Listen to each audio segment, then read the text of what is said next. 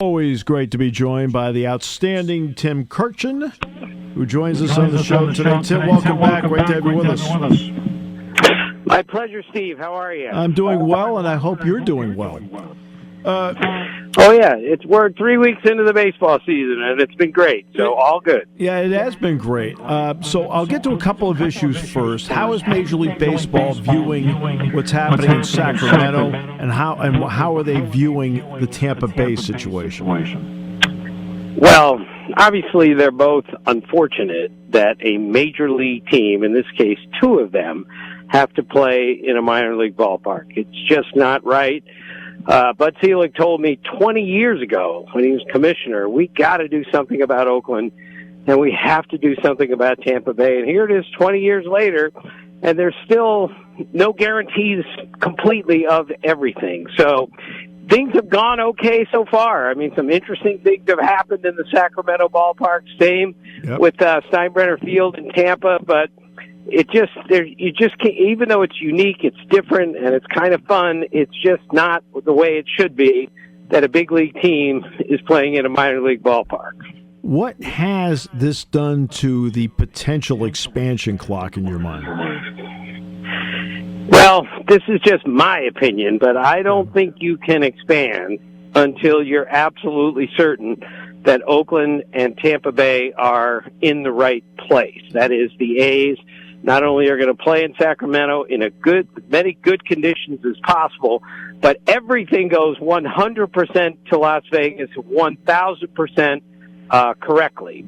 And then with the Rays, you got to figure out what are they going to do about a new stadium? What are they going to do about the sale of the team? What are they going to do about a potential move of the team, which I'm not sure is going to happen anytime soon. But to me, you absolutely have to solidify those two franchises before you go expand, because it's just not a healthy situation, obviously, given that they're both playing in minor league ballparks. This has been an interesting, not only start to the season, but also a lot of contracts have come out, especially for younger players, from Anthony with the Red Sox all the way out to Jackson Merrill with the Padres, and then there's the Vlad Guerrero deal. What have you thought of those contracts? And we'll get to the Guerrero one last. Yeah, I'm all in favor of taking a young player like Jackson Merrill, who not only is really good and is going to get better every year, but he's one of those guys who just exudes confidence. He's a great teammate. There's zero chance he's going to get out of shape or let the money go to his head or stop playing because he got paid. He's the opposite of that. So if you can identify young guys in your system that you need to keep for a long time, and you can save money by extending them now to these 7-8 year contracts, I am all in favor of that. You just have to be certain, however, that the guy has the right personality, character, work ethic, and everything else to make sure that 5 years into the deal, you haven't made a major mistake. That is certainly not the case with virtually all the young guys who've been extended here recently. Jackson Merrill at the top of that list. And then the other part is Vlad Guerrero, who's been in the league for a while.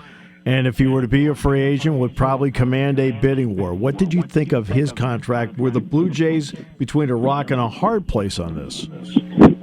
Yeah, I don't think the Blue Jays had a choice. The entire country was waiting on them to make a decision. The decision they made on Vlad Guerrero Jr. As we know, they missed out on Shohei Ohtani. They tried to get Juan Soto.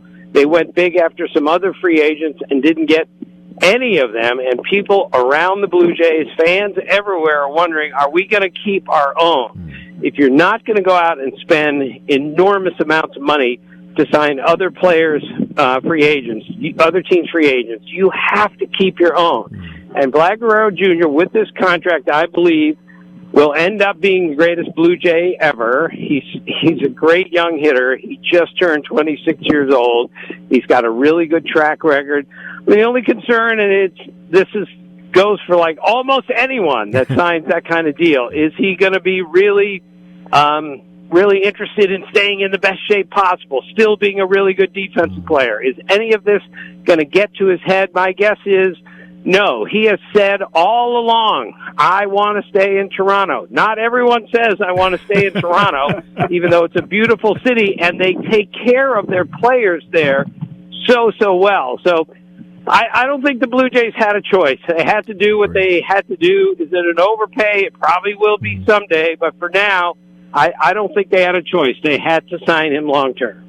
Every race in these divisions, I think, can be exciting all season long. But when you look at the National League West, what are your thoughts when you see those top 4 teams? Well, they're all really good. And I got a good look at the Giants this spring, and I left thinking, I don't think they're going to make the playoffs, but they're significantly better than they were last year. Buster Posey came in and made a difference with not just who he picked up, but the attitude that he sent towards the team, and it's really showing. The Padres, I thought in spring training, were really good. The Diamondbacks, really good. And the Dodgers are the best team in baseball entering this season. So I think you can look at those 4 teams in that division and say all 4 of them are good enough to make the playoffs. We'll see if that works out depending on the rest of the league. But the National League is loaded right now. So the thought that the Dodgers were at the beginning of the year were going to win 116 games, I just didn't buy it because of the division they're in. They got to play some really good teams a whole bunch of times. Yeah, absolutely. That is going to be the bottom line. The Phillies made subtle moves in the offseason. What has been your thought on their team in the early going? Well, it's been up and down, but I would be thrilled if I were a Phillies fan right now. Granted, it's 17 games, but, you're 10-7. Alec Boehm's hitting under 200. Brandon Marsh is 4 for 40. Trey Turner hadn't gotten going yet. Yep. Aaron Nola's got an ERA over 5, and yet they're right there. I mean, Jesus Luzardo has given them a huge boost. Their starting rotation, once Nola gets together, which he will, and once Wheeler gets great again, which he will, they can pitch with any team in baseball out of that rotation. So I think the Phillies, I thought going into the season, they were the second best team in baseball. Only the Dodgers were better. And I've seen nothing at this point to change my feeling on that. But a few things have gone wrong. That those things are not going to continue for the Phillies. They are really good, period. All right. Juan Soto made a fair admission. He says, look, I'm not seeing the same pitches I saw with Aaron Judge behind me. So what's been your thought on the Mets and him in the early going with the Mets? Yeah, I mean, he's a great hitter, Steve, and he's going to be a great hitter all season. Yep. And he changed the look of the Yankees last year the minute he showed up on that team, and he's going to do the same thing eventually for the Mets. He hasn't gotten going yet. It's okay. Hardest hitting environment that I've ever seen, and even really good hitters get off to slow starts. I'm not sure the timing of what he said was necessary. I'm not sure he should have said it out loud, given that he could have gone back to the Yankees and hit in front of Aaron Judge if he'd just taken $760 million. So I wasn't sure about those comments, but look, I have no worries that Soto's going to be great this year. The Mets are going to be a significantly better offensive team than they were last year. And the way they've pitched so far this year, they're a playoff team for me moving forward. We just got started here, but I really like what I've seen from the Mets. Right. Okay, the NFL draft is coming up next week, and we all know that over the years that if a Russell Wilson's drafted in the 3rd round, a Seattle Seahawks team has great financial flexibility because they're paying their quarterback a 3rd round number. The Pittsburgh Pirates are paying Paul Skeens a $740,000 number, major league minimum. What's your thought on how they're putting that team together when they have a pitcher that obviously is the face of the franchise, and they should have more flexibility, but they don't seem to be exercising it?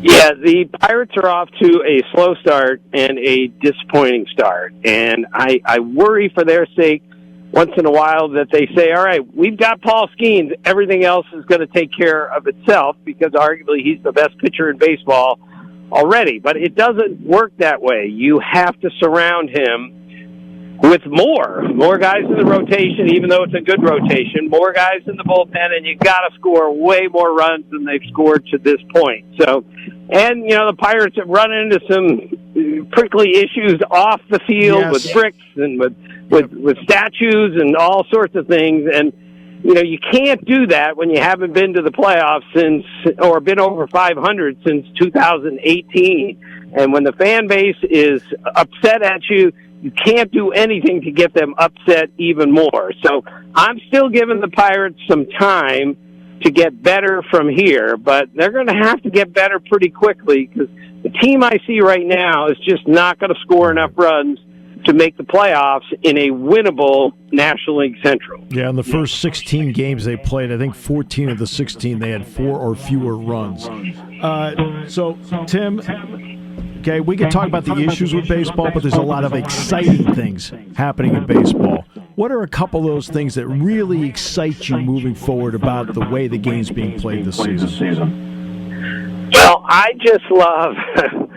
always love this stuff. I just love the unpredictable nature of the game. For instance, as of this morning, Tyler Soderstrom of the A's was leading the major leagues in home runs. Yep. Wilmer Flores of the Giants was leading the major leagues in runs batted in. And Jonathan Aranda of the Rays was leading the major leagues in hitting.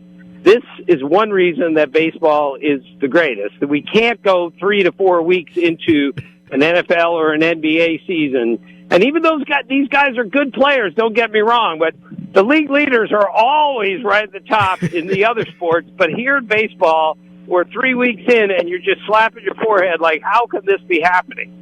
And so many things have happened so far, including the Yankees hitting 7 home runs in the first 3 innings of a game, which I covered. The Yankee first team ever to start any game with 3 home runs on 3 pitches. At least 20 things have happened now that have basically never happened in baseball history. And this is what still excites me so much about the game. They've been playing it for 150 years, well over 200,000 games played, and things are still happening that have never happened before. And you had a guy in Garrett Crochet that the Red Sox acquired from the White Sox, and he carried a no-hitter into the 8th inning in Chicago. When you look at Crochet and Bregman, what can they mean to a franchise that has been spinning its wheels for the last couple of years? Yeah, I left spring training thinking the Red Sox were arguably the most improved team in the American League. Crochet is an ace of aces, and they extended him as they should have. Bregman brings an arrogance to that team, which is exactly what they needed, a guy who the only thing he's ever done in his career is won. Yep. Same as with Walker Buehler. Wherever he's been, his team wins. That's it. Yep. And that's exactly what the Red Sox needed. Now, I'm not suggesting they're really good because they're off to a tricky start also.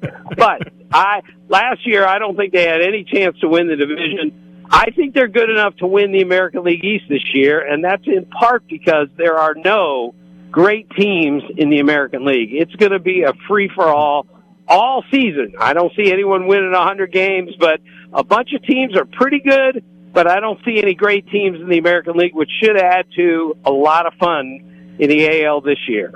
I always call it management by walking around. When you've gone around ballparks, how excited are fan bases about the game the way it's being played today? Well, I think it's great that you look around, and there are only a few teams, maybe the Nationals and the Rockies and the White Sox that have no chance to make the playoffs. Right. A lot of other teams, especially in the winnable American League, have a chance to be pretty darn good. I mean, even the Angels. The Angels just finished a 9-game stretch where they hit 25 homers. They've never hit 25 homers in any 9-game stretch in the history of the franchise. Wow. So all sorts of things are open there for the fan base, and with 6 playoff teams, 3 wild card teams, I think it's going to be a tremendous pennant race, and we haven't even gotten close to that. I just look at where the teams are going, and there are no great teams in the American League and about 7 potentially elite teams in the National League. I'm with you on the enthusiasm part, because guess what? You may not have like a lot of great teams in the American League, but if everybody thinks they have a chance, now you've got people having fun at the ballpark. Tim, always a pleasure. Thanks so much for your valuable time. We really appreciate it. My pleasure, Steve. Thank you.